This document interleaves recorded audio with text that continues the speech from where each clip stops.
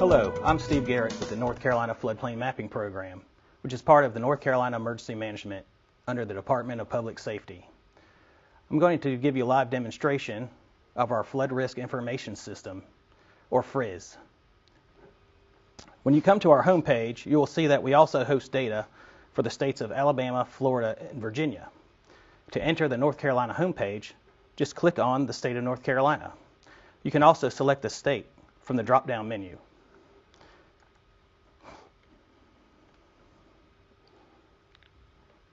The North Carolina homepage will provide a welcome message. You can hit OK or the X to remove the message.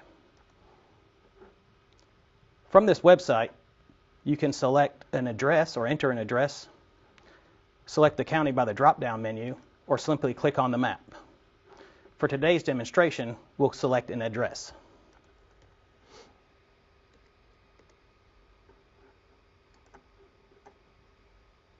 As you can see, we have zoomed in to the Dare County Government Complex, located at 954 Marshall C. Collins Drive in Manteo. On the right-hand side, you will see the flood information. It'll provide the flood zone, in this case, AE. You can hover over the information icon to learn what that zone indicates. This is the 1% annual chance or 100-year flood hazard area. The flood source is next, Atlantic Ocean, followed by the base flood elevation, or BFE. In this particular location, it is 8 feet. Farther down, you will see the panel number, where you can download the PDF version of the complete flood insurance rate map panel. As you scroll down, you can see the full 10-digit map number along with the suffix, the panel effective date, latitude and longitude in decimal degrees, as well as the approximate address. This link will allow you to go to Google Street View if an image is available on that website. Coming across the top toolbar, I will go over the tools that we have available. First is the search function. Once you get to the county level, you'll be able to search by several different queries. You can change the county location at this time. You can search by the DFIRM panel, or flood insurance rate map panel number.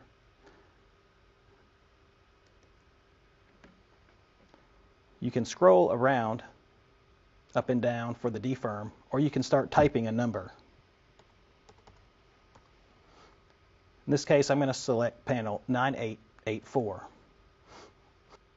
And as you can see, we have zoomed in to panel 9884. If the search window is in your way, you can drag it over to the side. The panel number will be shown at least once somewhere within the center of the panel. You can also search by places, which are incorporated communities, including the county government. In counties with riverine studies, you can search by stream. For Dare County, there were no riverine flood hazard studies, only coastal hazard areas. Again, you can also search by address. If we go back to our address in Manteo, select the address, and then click on the magnifying glass. Finally, you can search by latitude and longitude, either in decimal degrees or state plane feet. As you can see, we have arrived at the Wright Brothers National Memorial. Other tool features are the Help feature. By clicking on the question mark, a Help window will open up. This will allow you to search topics for assistance with the website. The next two features are the Layers list and the Legend. We'll skip ahead to the next tool item and come back to these two. The light bulb is the map opacity or transparency. This adjusts the flood hazard area, and you can make it more or less transparent. This will allow you to see the structures and imagery underneath the flood hazard areas. Map layers.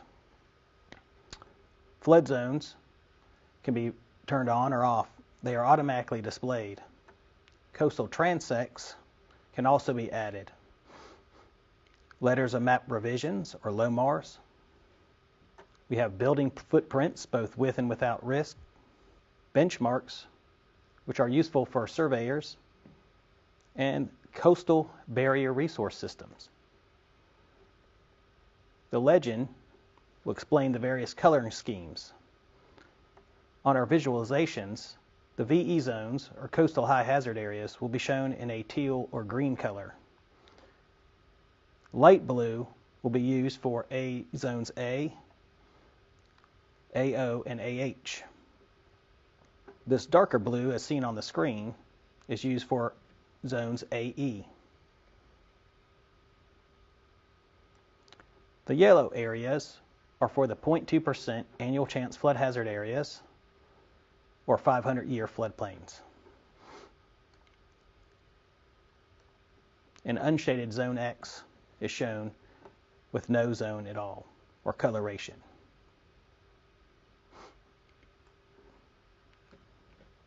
Letters of map revision will be shown with the red highlighted areas and a red hash mark. Coastal barrier resource systems and otherwise protected areas will be marked as the following: a yellow with cross-hatching, or the orange with a dashed cross-hatching. Now let's move to an area in Kitty Hawk. To zoom into an area, you can use the plus and minus bars in the upper right left-hand corner, or you can hold down the shift key and draw the box using your mouse.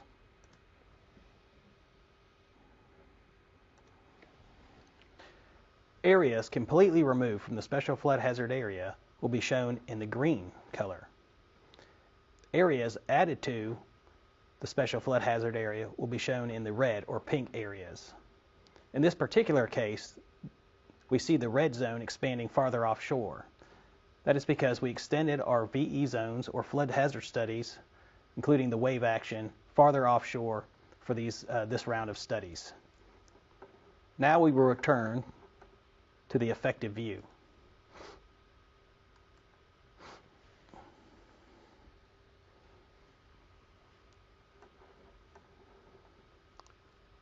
And select a site on the map.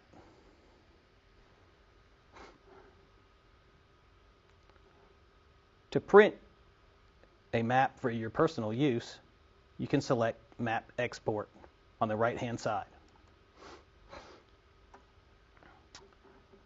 We have several templates you can choose from. The current view will provide the view shown on the screen at the same scale and resolution. If you need a regulatory view for flood insurance purposes or other flood hazard related data, you can select Regulatory. This provides the official flood insurance rate map format. You can select two different paper sizes, 8.5 by 11, which is a standard sheet of paper, or 11 by 17, also known as ledger. In this case, we're going to print the regulatory view on 8.5 by 11. Select Print. Once the print view opens up, you will have the opportunity to adjust the map if it's not exactly the way you'd like it to display. Simply click on the image inside the map view and drag it to the appropriate location. Once you are satisfied with the print view, select Save PDF. This will save a 2-page document to your computer and allow you to print this map for your personal use. The final feature I'd like to share with you is the Flood Insurance Estimator. This estimate will provide a range of annual and monthly premium costs for residential structures. Simply select a residential building from the map by clicking on the building footprint. For this particular location, we can see monthly premiums ranging between $63 and $95, or annual premiums ranging from $760 to $1,140. For additional information, we can click the Estimate Details.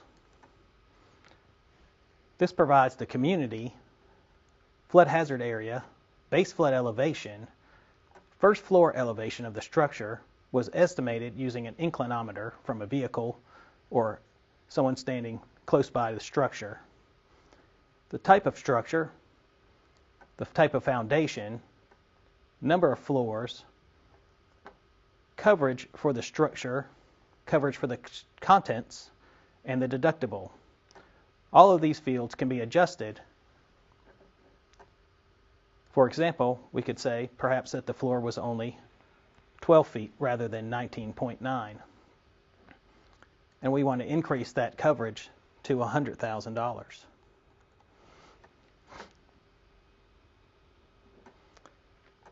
You can select Calculate Premium again.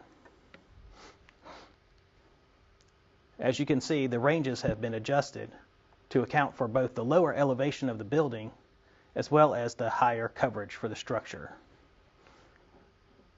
Also note that this community, the town of Kill Devil Hills, participates in the Community Rating System, or CRS program. Based on initiatives that the community has taken on, they receive 20% discount on all flood hazard policies in zones AE and VE. For this particular example, it's an estimated savings of $470 a year for this particular structure. If you have additional questions, please contact your local planning or inspections office. You can also reach me directly at 919-825-2316 or at steve.garrett@ncdps.gov. Thank you again.